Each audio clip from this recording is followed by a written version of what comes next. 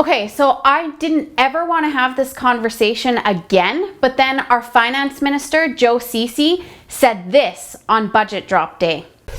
Norway studied the Alberta way, adopted it, and has built up $1.1 trillion in that country's investment fund. The government of Alberta set up the Alberta way and then threw it away. It was like an Orwellian fantasy, almost as if Old Major himself said the words. Now, I made a comment about Ceci's statements, and Press Progress ended up featuring them in an article. And then hilarity ensued. People started emailing me and tweeting me, "Oh, you're stupid." I mean, do we really need to talk about this myth? It's as mythical as space warriors, unicorns, whatever. But I guess we do, because people are still talking about it. This will not stand, this aggression will not stand, man. First off, Norway isn't landlocked. They have pipelines and they freely supply Europe with oil and gas. Here in Canada, our pipelines are protested using foreign money by our own countrymen. They prefer their oil from countries that stone their women to death over building a pipeline to get their supply from their democratic Western Canadian neighbors. Norwegians pay ridiculous amounts of taxes as well.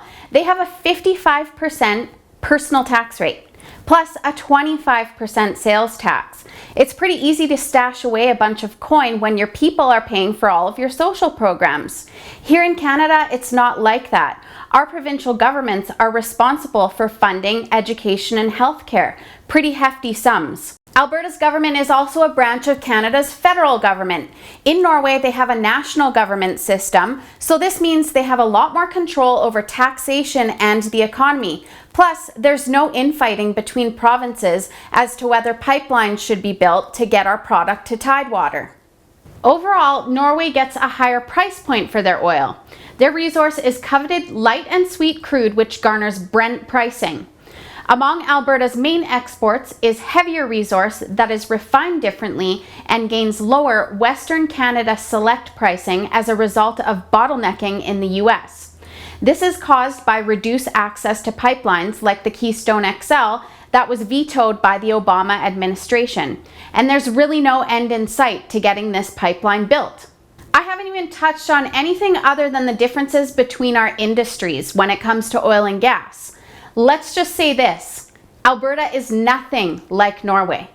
For TheRebel.Media, I'm Holly Nicholas.